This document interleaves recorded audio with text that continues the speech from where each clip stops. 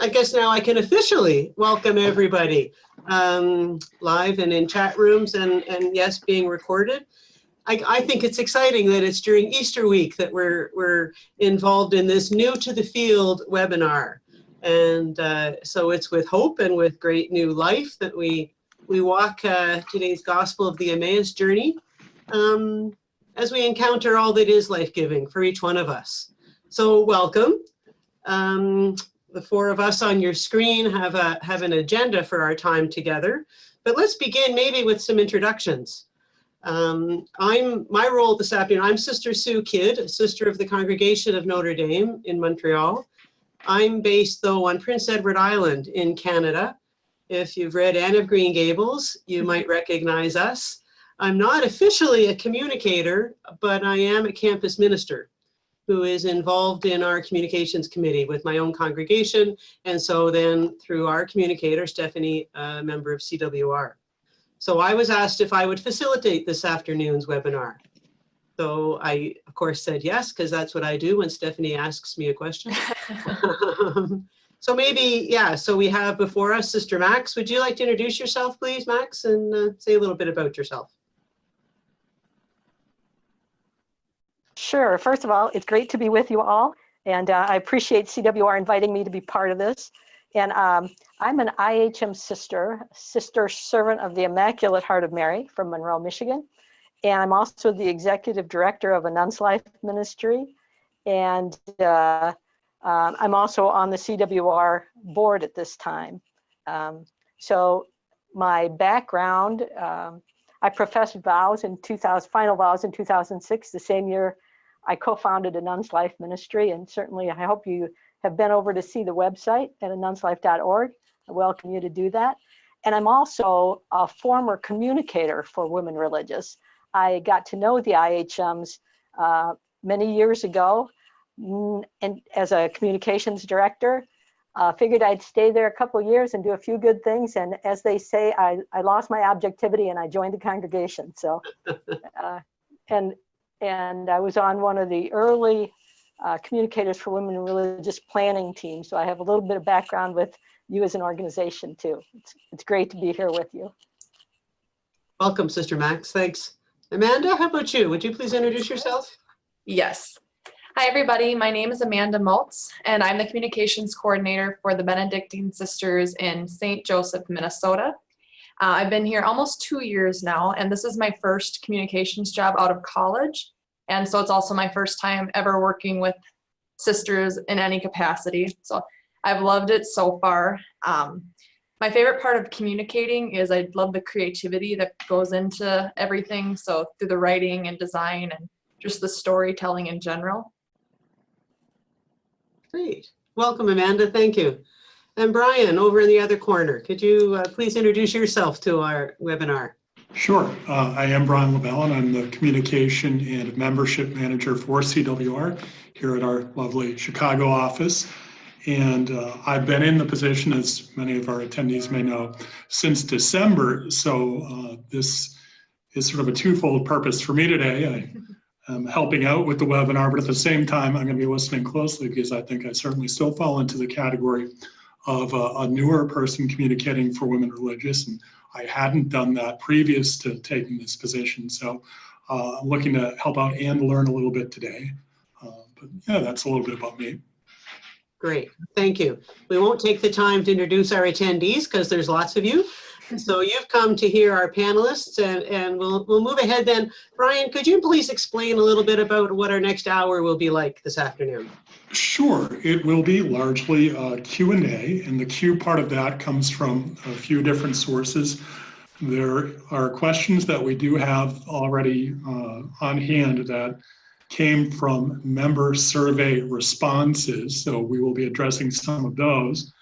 As well, we sent out a request for submissions of questions in advance, so we have a couple of those as well that we'll be responding to as we go. And of course, for those of you who are here with the slide, we'll be accepting your questions. There is the Q&A function as part of the webinar. We'll also be monitoring the chat window. But if at any point, really, you don't need to wait to be sort of given the cue, you want to submit a question, please do so. So it will be Q&A most of the way throughout. I do want to note some of the setup. I did have a question or two in the chat already. For folks who are not, like the four of us officially on the panel, the attendees, your video won't be available and you will be muted throughout. So to submit questions, comments, any issues, do use the chat or the Q&A functions. And I did want to note as well that after the webinar, about a half hour or so after this webinar finishes up, we will send out a brief survey to all of you who have joined us today. So if you do have the chance to respond to that, it'd be a great help to us in terms of getting feedback on the webinar today and planning, of course, for future webinars. And the final thing I would mention in talking about how we're set up for today is that, of course, if you happen to have to step out or if you don't catch most of the webinar today, it will be archived shortly after we complete the live webinar today. We are recording, and that'll be available to folks pretty shortly on the CWR member website. So that's sort of the outline of what we're going to be doing today. Great, thank you. And so people in the chat room, we're banking on your input for some of this, but as Brian said, some of you did your homework a little bit early. So I have in front of me a list of some questions that have come in. And then Brian, as you mentioned, will monitor the Q&A function. But I think, Sister Max and Amanda, I'd like to start with the one that we got most recently from Brian. Do you have any recommendations on how to connect with the sisters in order to gain their trust? And so get them to open up to you about the stories of their lives. Maybe if each of you could speak a little bit about how do you initiate those relationships with the sisters to really get at their stories? Amanda, how about you first? Okay, so in my time here, I really haven't had an issue with getting sisters to open up, but I would say that the best thing to do is just build a trust and a natural relationship with them so they feel comfortable opening up about their past and their stories. You can do that by asking questions, but without asking in a pushy way, and just showing real interest in what they have to say. And be encouraging and assure them that people want and need to hear their stories. Thank you. Max? I would add to that in a slightly different way, that one way to connect with sisters and get those stories is to also be connected with what's important to the congregation that the sisters would speak to, and so, and many of you have probably already done this, read all the chapter directions historically, attend some of the major meetings to see what comes up of importance for the congregation, looking at major meeting minutes, talking with the development person, the kinds of things that, you'd probably do early on in the job to get a sense of where the congregation stands on important issues, and then to be able to approach sisters and say, so how do you connect with those directions? Because a sister may be a little more reluctant to speak of herself, but if it's in regard to how are you advancing the mission and the directions of the congregation, you might see a whole nother level of conversation take place. Great, two good insights, thank you. And I think that kind of takes us into the second part of that question that was submitted. Some often religious, we have a language all our own. And is there a resource out there that could help people to learn the language, or maybe the culture, to help promote religious organizations, and help us to help newer communicators to get through the jargon sometimes that religious fall into? I mean, Amanda, either one of you can speak to it. Amanda, how about you first? Okay. Sure. So I received this vocation vocabulary guide very early on when I started, and it has been immensely helpful to me. It's published by the National Religious Vocation Conference, and I'm sure you can find it online, but it is a published thing also. When I came into this, I had never met a sister at all, at least not that I know of, and I'm also not Catholic. So a lot of the terms here were things I had never heard of before. So it really helps to have that guide. And for me, it's also been super helpful to have a sister who I can go to when I have these questions. So my go-to sister is my supervisor, actually. She's the director of mission advancement And she's been just so great about helping me understand these terms and not making me feel dumb for not already knowing them. So I think just building a relationship with a sister or two that you can go to. I know not everybody here you might not have somebody in your department, you might be a department all your own, but maybe trying to find a sister in a related department, just someone you can build trust with, because that has been monumental for me. And like we said earlier, also just taking time to participate in the events and get to know, like go to Liturgy of the Hours and get to know that process, and go to Eucharist and go to special liturgy services and dedications, just to really understand what you're writing about and promoting. Were the sisters ever surprised to see you, Amanda? Like, oh, why are you at the liturgy service? Did they understand that you were trying to relate and connect? I think so, yeah. I've actually been told that I fit in very well here. There's been times where I do like a lot of our daily prayers on our Facebook page, and my supervisor has said that I fit in with sisters who have been professed for 50 years, and I've been called Sister Amanda more times than I can count. After a while, were you like, all right, okay. Yep. Yep, I just go with it. You know, in regard to the language piece of that, when I started working with the sisters, I had no idea like what a chapter direction was.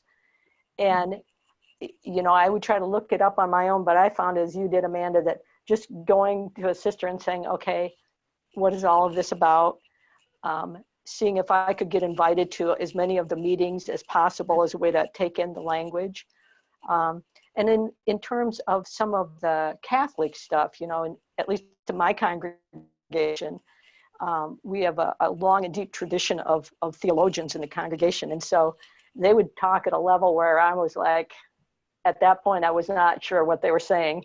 I figured it was good, but so what I would do is just start reading, like Loyola Press would have stuff. It's a little more catechetical in nature, but it has Catholic vocabulary.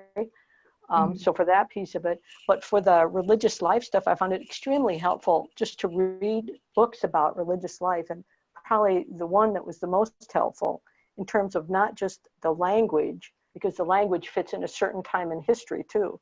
Yep. But at some of the major historical pieces, it was called The Transformation of American Nuns by Mary Daniel Turner, and I think her name is Anne Quinones. So it's a good blend of history and language, and shows some of the transition, because language that was used 20 years ago is not the same, but it tells you why. And I mean, not that you need my opinion, but I think Call the Midwife has been a good conversation starter. I don't know if you're watching it on PBS, but it is a look of religious life that has not been my experience. I'm 30 some years in the congregation, but I do think that there's a good opportunity for us to use some of those more popular notions and to ask the sisters. My community, we're a bunch of teachers, retired teachers. They really like to continue to teach. Yeah. So yeah, to ask the sisters to reframe things. We can use the word journey as a noun. We can use it as a verb. We could use it in many settings. So really slow us down and help us to see what is. Yeah. There's a few questions that are popping up in this Q&A box. Maybe I'll just take one of those at this point. Social media. What are some worst practices to avoid? That we might need more than an hour. You know, I would say in relation to social media for congregations, it would be to not have that grip of the language, the tone, the style that fits the congregation. And that's not easy to do. You know, those of you who are out there doing it, I mean, way to go. That takes a lot of thoughtfulness to be able to represent a congregation that way. So I'd say that some of the worst practices is just to just put anything on there regardless. I'm sure nobody does that, but. Yeah, and I would just make sure you're not making statements on there for the congregation. We always if I'm ever hesitant about anything, I always first go to my director, who is a sister, to see what she says. And if she's hesitant about anything, we go to the leadership team, because we don't want to wrongly misrepresent what the congregation is trying to say. That's great, Amanda. Thank you. Brian, you were looking to jump in on this one too? Yeah, actually, just to note that we had in chat another question that seems to fall in line pretty well with this one, asking if we could talk about how you work with your community, or how you do work with your communities to help them understand what and why you're doing with social media. Mm-hmm. Yeah, maybe Max, from your experience, like the role of social media in helping us to tell the story, maybe. Yeah. You know, with the Nun's Life, we established this in 2006, same year that Twitter was established. So a Nun's Life ministry grew up in a culture of social media, and one of the biggest challenges we had for the first several years, as we work with sisters, Catholic sisters, whether it's through podcasts or blogs or videos, was to talk about why social media was helpful and how you can use it to build relationships, not relationships that will replace a face-to-face relationship, but a relationship that's appropriate to the environment, to the online environment. You know, and to talk about it's no different. There's a person on the other end of that post, and it's no different than meeting a person face to face.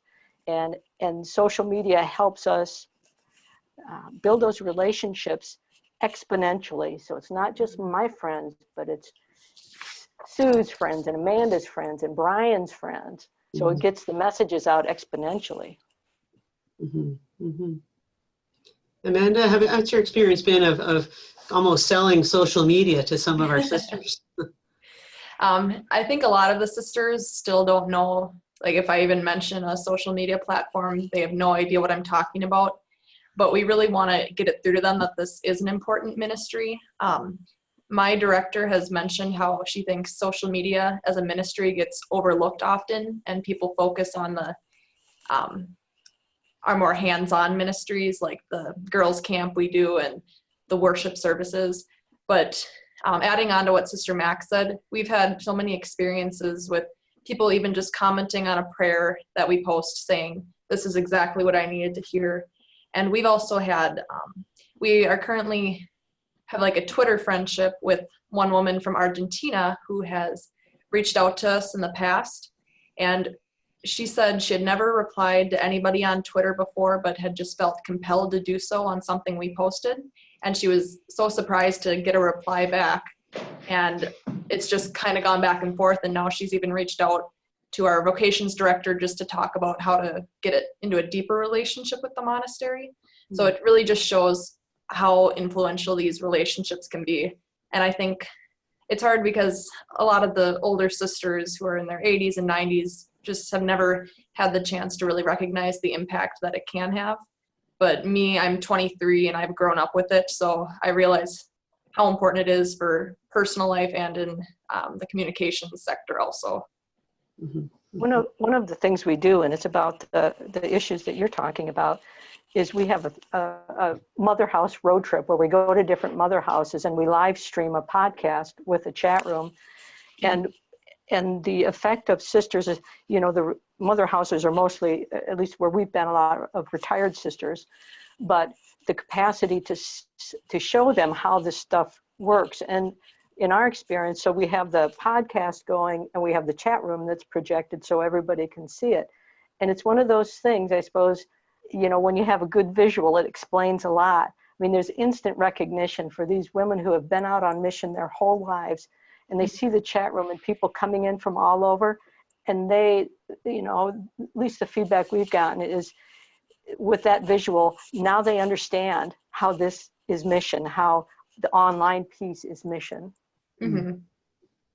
And I think also if you were to look into social media analytics and Google Analytics to see how your website is performing also, I think it's hard to argue with data. So it might be difficult to show the sisters exactly what it all means, but it really can help you show that you're reaching people all over the world. You're reaching different demographics, different ages. So it just like scientifically proves the all the ways that you're getting out there and reaching other people.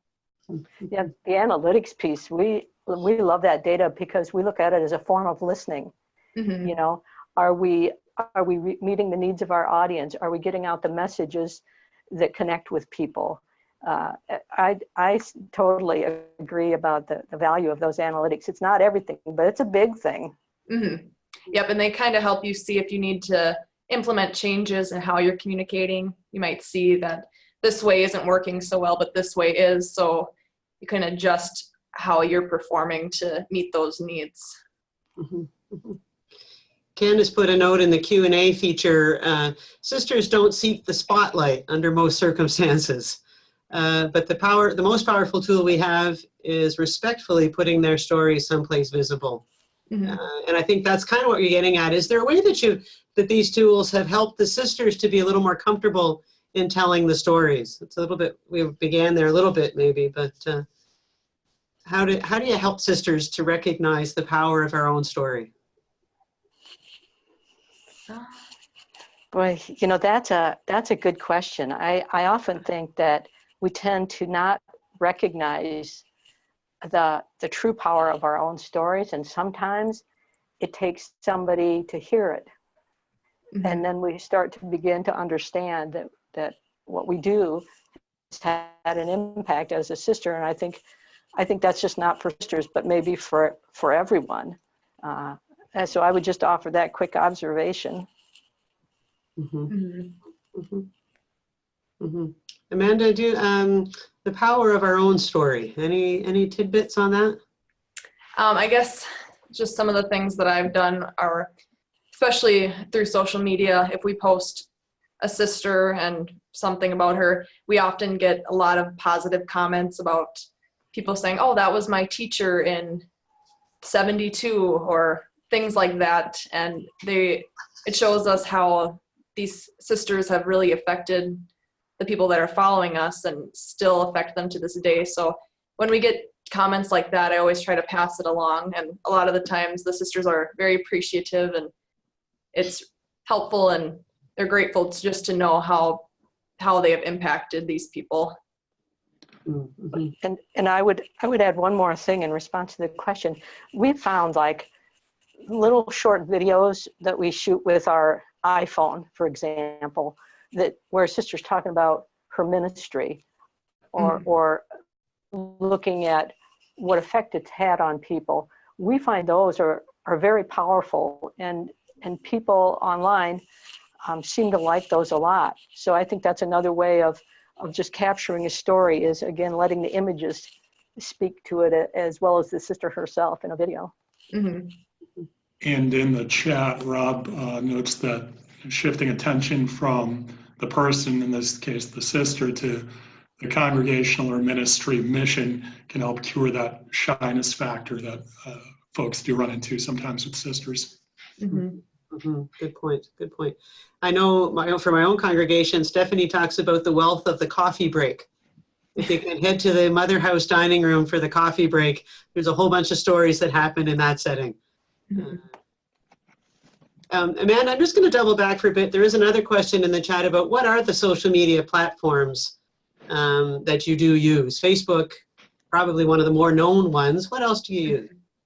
So we use Facebook, Twitter, Pinterest, Instagram, Blogspot, although we have shifted to posting our blogs on our website, YouTube, and we are also on LinkedIn, although that has proved to be something we don't want to spend too much time on because it really doesn't amount to anything, at least for our congregation. So the ones that we're most active on, I would say, are Facebook, Instagram, and Twitter, just because you can pretty much post the same thing and adjust it for all of them. Instagram is one that I actually started when I started here 2 years ago, so that's been really fun to watch that grow. But I would say Facebook is definitely our most active one, where we have the most followers and the most engagement with it. There's a follow-up there. Are you concerned that Facebook readership is dwindling? We haven't really faced that issue yet because that is the platform for us that's growing the fastest. And we do have really great engagement. We get a lot of comments, a lot of likes on our stuff. So at this point, we're not too concerned, but we do try to stay relevant on the upcoming platforms such as Instagram, which has grown immensely in popularity, and just try to spread our presence across all the boards. I would add to what you're saying, Amanda. For Facebook, you hear a lot of different things, like the younger demographic is going away. It's like the white pages of the old phone book. Everybody's in there. The one thing that we have looked at seriously here is because when you're on Facebook, you're at the whim of the algorithm, right? What happens today may not be happening tomorrow. And for us, the truest connection to our audience is the humble email, the e-newsletter. Yeah. It's the most direct connection. And so, Facebook, like all of the social media now, Instagram, being owned by Facebook, they've got a ton of ads, which, I personally find a little annoying. All of that stuff is going to kind of wax and wane. And I think that's the tough part about social media is, it's going to change. They don't tell you, and you don't know how it's going to happen, but it will. So having somebody designated, I think, and this has been on the listserv most recently, I think, some kind of designated to following that. To how much time in a day do you follow your social media platforms? Yeah, it's because they do change. Amanda, I think I cut you off. Jump in. Oh, I was just going to say I'd forgotten about, we also do our monthly e-newsletter and different email campaigns through Constant Contact also, and that's proved to be a really good source. We actually just did a weekly Lenten reflection where each week a different sister would write a reflection based on a different value, and we would send them out every Wednesday throughout Lent. And that was kind of an experiment for us because we just decided we posted it on the website and posted on a couple social media sites to let people know about it. And we had over 500 people sign up for it. So email marketing is a good tool too, because the people really want, they sign up to get your stuff and they want to be a part of that. Amanda, may I ask you a quick question about how do you deal with individual sisters who are on social media interacting with the congregation's social media? Does that work pretty smoothly? Do you have policies for that? It seems to work pretty good. We really don't have that many that are on. Some of the younger sisters are. I don't believe we have a dedicated policy in our handbook just because the handbook hasn't been updated in a while. But I think when we do the next go around, I think it's important to include a section on that because we don't want sisters to be posting things that people might represent as the community's voice versus just a personal opinion. But so far, I haven't really run into any issues with it. Yeah, that can be a fine line. Mm-hmm. Does your congregation, do the IHMs have something, Max? We do have policies, Mm-hmm. and I think the first thing is to exercise good judgment, for the individual sister, and to realize there's a difference between a corporate voice and a personal voice. Mm-hmm. And so that's, there are other policies, but that's probably the first consideration for us. And I think, if I may, for us as the CNDs, we have it for the sisters, but also for our lay staff, for our collaborators, that to really know that if you're speaking, that there's very few of us that speak in the name of the congregation. Mm-hmm. And we have a whole policy we have to go through to say what, if any kind of corporate stance. Is it in keeping with our congregation's charism and mission? Is it in keeping with our chapter statements and directions? It's quite a process. Yeah. We do have a few follow-ups on social media for Amanda as well.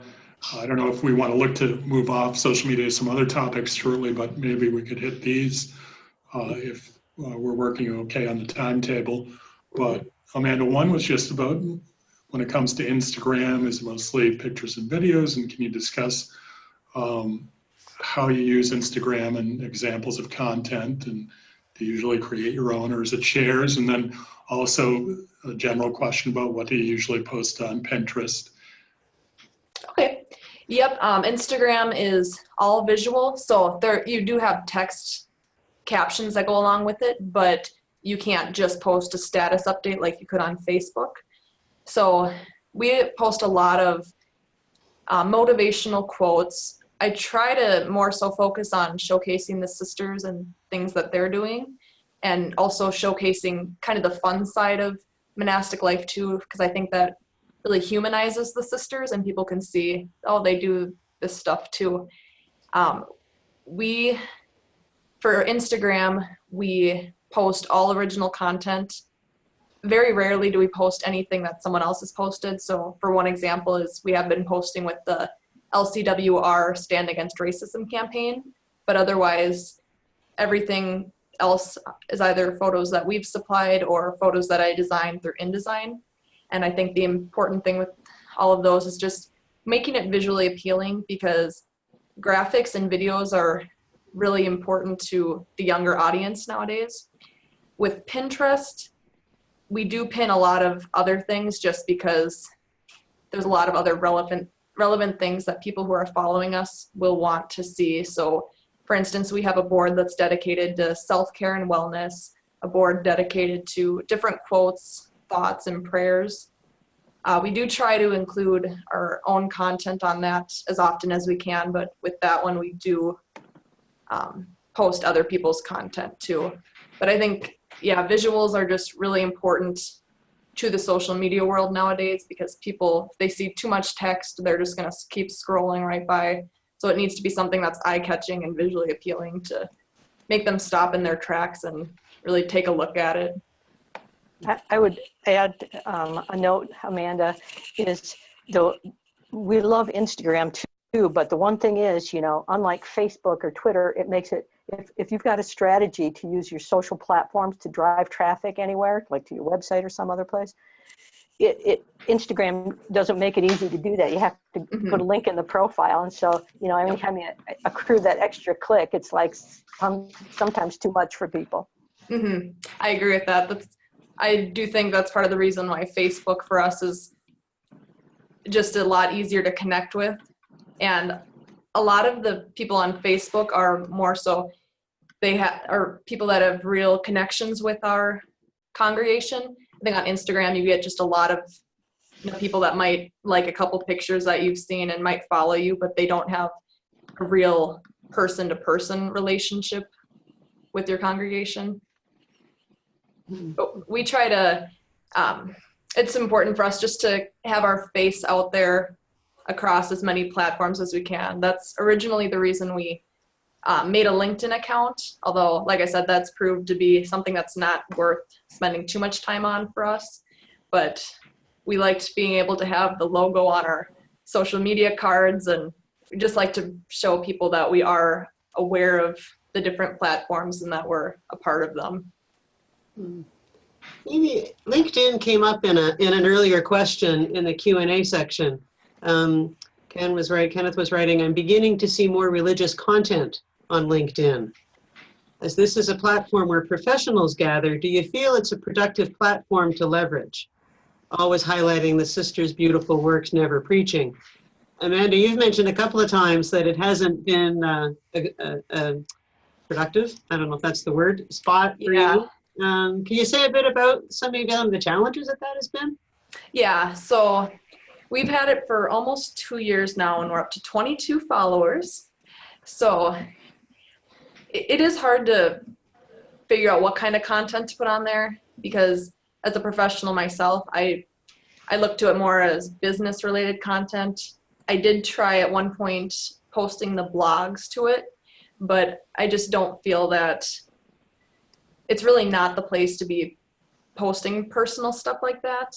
We do post when we have job openings, but we've also talked with our HR director, and she has said that in her past work, for the types of roles that we're hiring for, be it CNAs or people in food services, environmental assistances, it's not the type of place that you really recruit those type of roles. It's more so for people in executive positions or more professional positions like that. So it's not something that I try to post frequently just to keep our page going, but I don't spend too much time and I don't lose sleep over if we're not keeping up to date with that one. Yeah, and along those same lines, because LinkedIn is not a huge engagement site, if your social media strategy has to do with engagement, Mm-hmm. it's probably, they'll engage the content, but it's not a conversation place. Yeah. So like for us, we've been on it a couple of years, you know, we are about more engagement in conversation. So we're, you know, we haven't tossed in the towel on it yet. We think there's still some great potential, but we're looking at how we can really leverage it in the most effective way. Yep.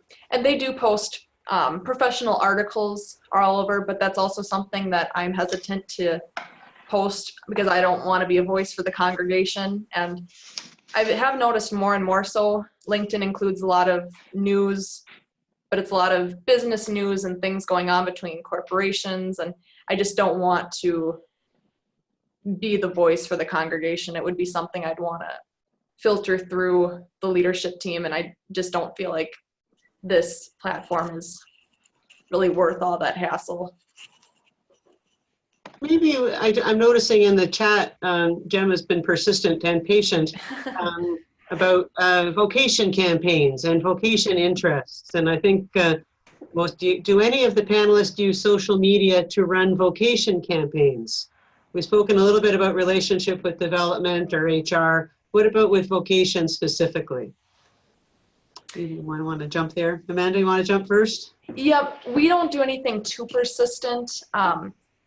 We do have our vocation director. She writes a weekly thing that usually she talks about something significant to monastic life and always ends it up with, if you're interested in learning more about St. Benedict's Monastery, please contact Sister Lisa Rose at this and this.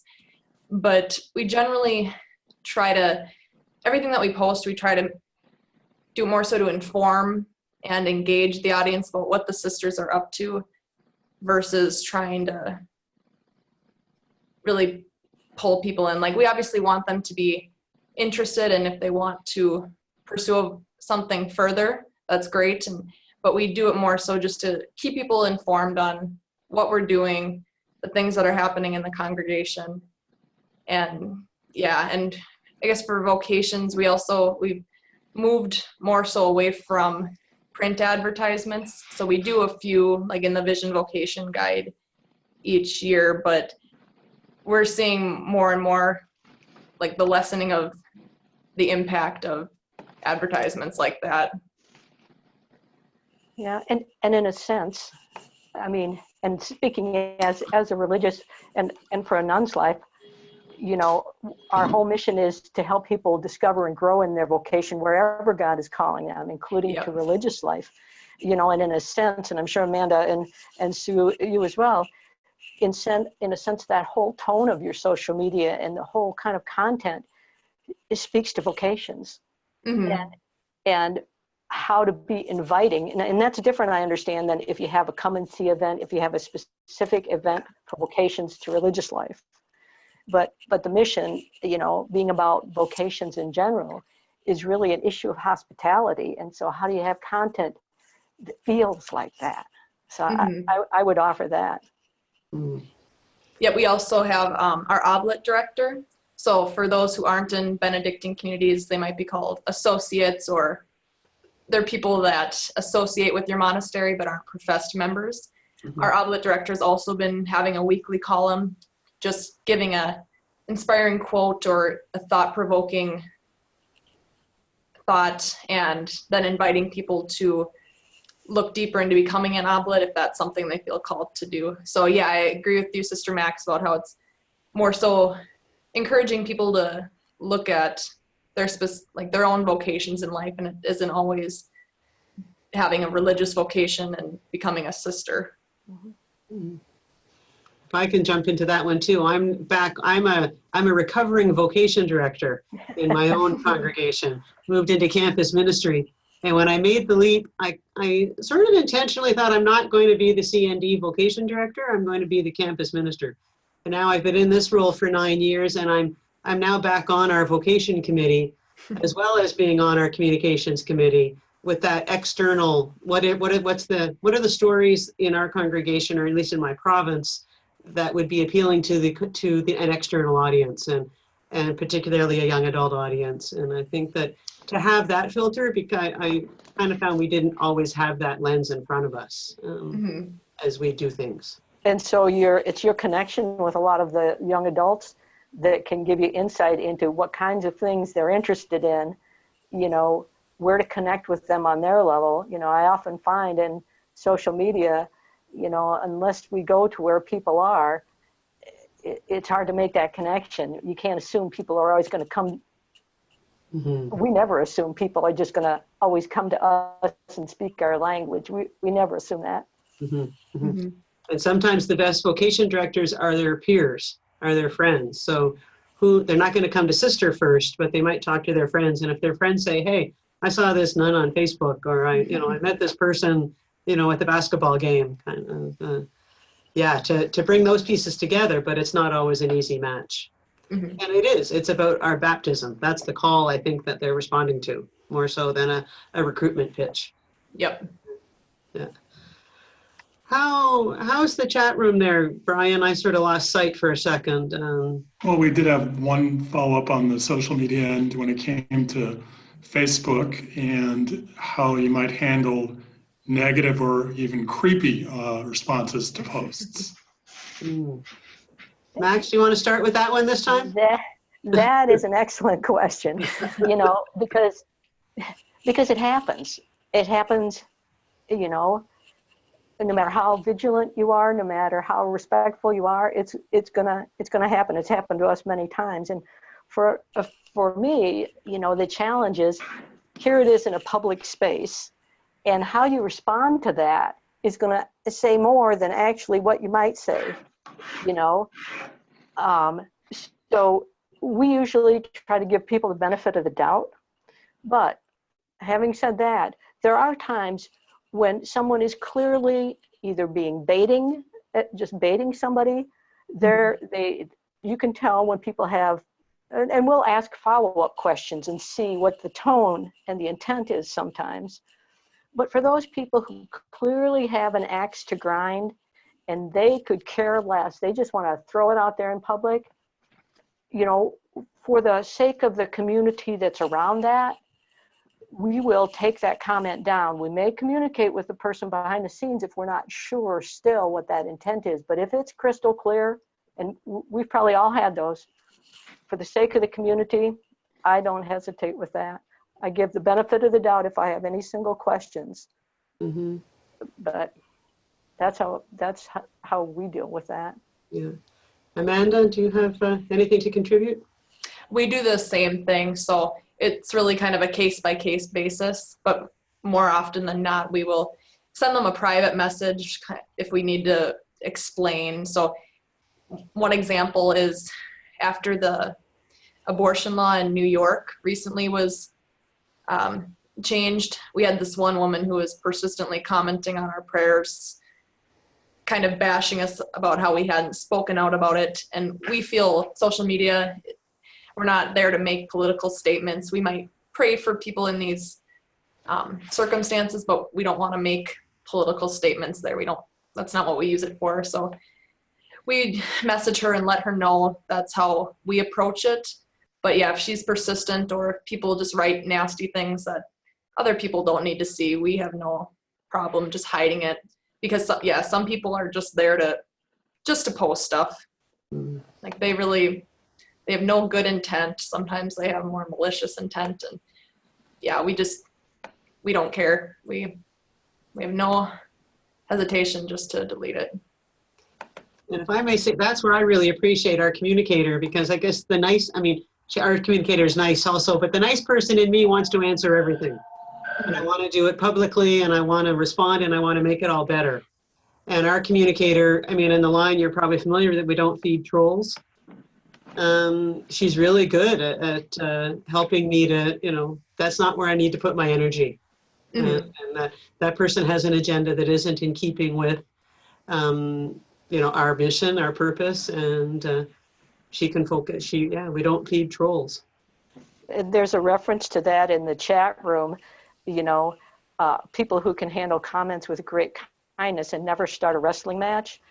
Mm-hmm. See that, I think that's what you're talking about as well. So I think that's a really good point, because if we're a pastoral presence online, you know, that's where we need to be, and to handle people with that great kindness, you know, especially if they disagree, but if it's respectful disagreement, mm-hmm. you know, it's a different thing if it's disrespectful to the community.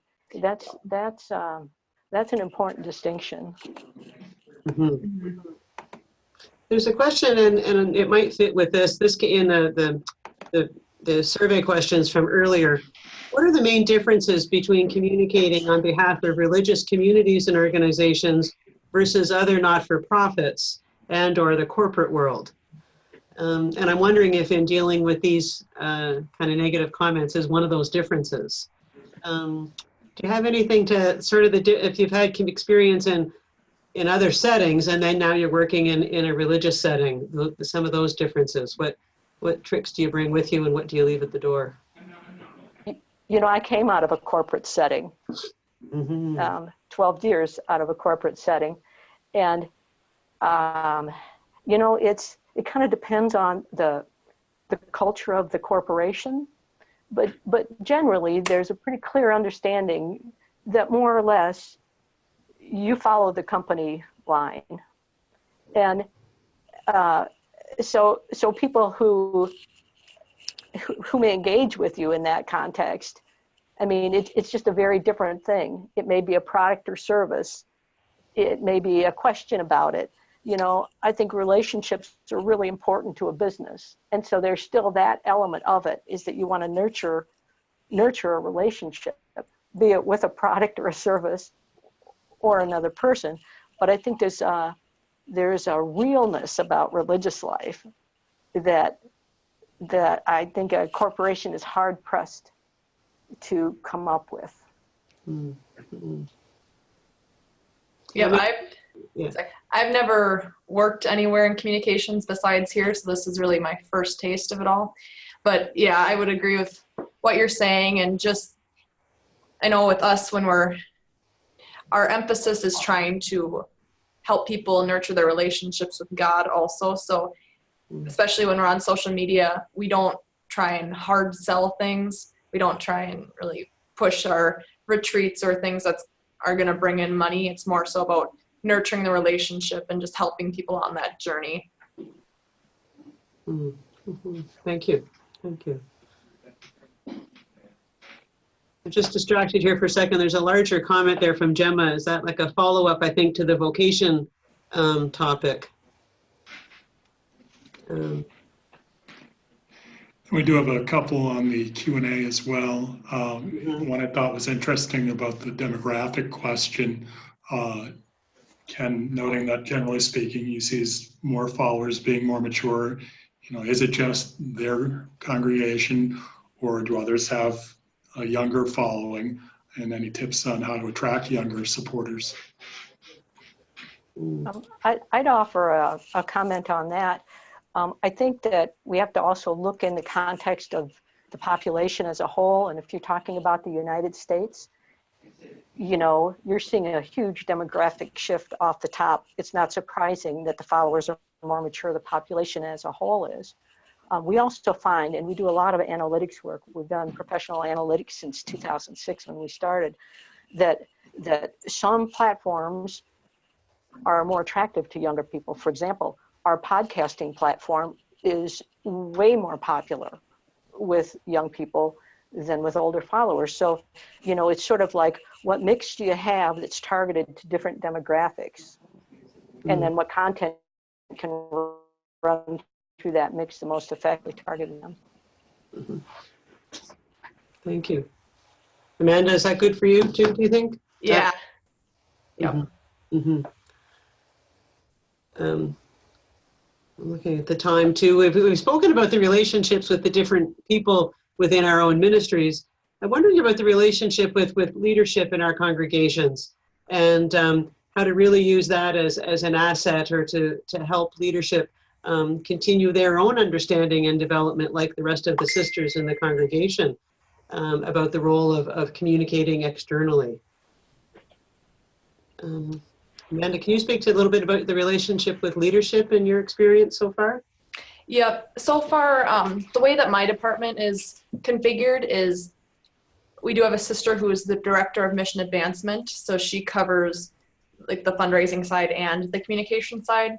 And she's typically been the person who's been the liaison between our department and the leadership team. So I really haven't run into, I don't really connect with them on a frequent basis. So I guess I don't personally have too much advice to give on that, just because I'm not the one who's had to learn how to work with the leadership team. If that makes sense. Yeah. Yeah. Max, do you want to weigh in on the relationship with leadership? Yeah, when I started in communications and worked with the congregations, I found that to be really a helpful connection to leadership. I also had a liaison, but what I found the most helpful, and I would say to them, you know, there are some things I need to hear from leadership about, and the more I knew about the congregation, the more receptive they were to that. You know, so again, that meant knowing all the chapter directions. It meant knowing where the congregation's history was. And I found that effective. Certainly, like Amanda, as you were saying, there's a lot that doesn't need to go to leadership. Strategy. That's a great connection to have. It's a necessary and essential connection in my mind. Thank you. Thank you. We're getting close to the top of the hour. I guess, and I am aware there are some questions that we haven't touched on yet. Brian, are any jumping out at you before we move? I think maybe the only outstanding one is just for those new to the field, what are examples that indicate your congregation is listening to suggestions, ideas, recommendations?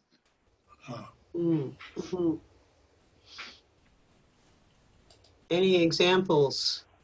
Probably, Amanda, you're in the better position to answer that. You're still relatively new. What have you found? So in finding, can you repeat the question? Sorry. Sure. What examples indicate your congregation is listening to your suggestions, ideas, and recommendations as a new communicator? Okay. I guess, so my director who helps me out with communications, she's always been very supportive in letting us experiment with my ideas. So for instance, I was the one who wanted to bring us onto Instagram, and she was very supportive of me just kind of taking on that and testing it out. The weekly Lenten reflection that I had prefaced on earlier was another experiment. So I think it's good for them to, because I'm a younger voice in the community. In my department, I'm the youngest one by at least 13 years, and our age range spreads all the way up to 90 years old in my department. So I think just the fact that they're letting me experiment with some of the new things that come up. Openness to new ideas, yeah. And the creativity, Amanda, on your part to bring them forward. So that's a great thing. The podcast topics was one quick one, but Max, you can follow up later. Or do you have any quick hits on podcast topics that are appealing for a younger audience? You know, for us, like the topics that tend to connect are, again, because we're all, you know, around the question of vocations writ large, including religious life. But how do you know God is calling you? How do you know it's God and not just something you think would be a great idea and God should agree? I mean, we all been there. So a lot of topics like that, you know, that we deal with, the questions that people have in their regular life, that the tradition of religious life, which is centuries old, can help bring some wisdom to that. So that's sort of our role. And so for our podcast, we deal a lot with how is God active in your life and where do you see that? Great, thank you. This, by my understanding, communicators for women religious are venturing forth in this webinar through their education committee. if this is if not the first, it's early on, I think, in this venture. Brian, do you want to talk a little bit about maybe what might be next for the CWR Academy? Well, we'll be expecting an announcement that members will hear fairly shortly, but there are plans that are just about being nailed down for webinars coming up in the coming months, and topics that are likely and just about to be confirmed, as Sister Max, who's been in on those committee discussions, knows. So it's more to say that, we'll have that announcement. It's going to be coming pretty quick when the next webinar is, when the next series of webinars will follow. And I'll note as well, before we wrap up, that the survey again will be going out here in about half an hour or so. And if folks have the chance, and I understand we're all quite busy, to have the chance to respond to that, that also will be a big help in informing us and where we go with taking on we're taking the next steps in the webinars that are going to follow this one. Great, great. And my experience of CWR is that it's very much like that heartbeat of gathering information from the membership and then being able to feed that back. So really the people that are participating, the attendees, and those that will see this later on and hear this, really, please let the Education Committee and CWR in general know your needs and your desires, and is this helpful? And that will be on the survey. Max and Amanda, do you have last thoughts? Wrap up? I didn't tell you I was going to do this. Any closing comments? My last thought is just really, as a Catholic sister, I am so grateful for everything that the communicators do on behalf of women religious. It's a big job, and it's a complicated job. And, it is an honor to be on the board of CWR to try to help support the membership of the organization. So just a huge thanks for everything that you're doing. Great, thank you. Amanda? I would just say thank you to everyone for joining us today. And this is the first time I've ever participated in a webinar. So thank you for sticking with me through it. And it's been really good to be a part of this one, because it's gotten me thinking more so too about things that I've learned in my experiences since starting 2 years ago. Great, great. Brian, I thank you for your behind the scenes, in front of the scenes leadership in this, and it's been a real gift. And if I continue the Easter week Road to Emmaus theme a little bit further, now that we have the good news, it's our job to go out and continue to proclaim it. And that's what all of us do. Those of us who are here, those of us who here live, let's go proclaim the good news. Hallelujah. Amen. Amen. So I think that's a wrap.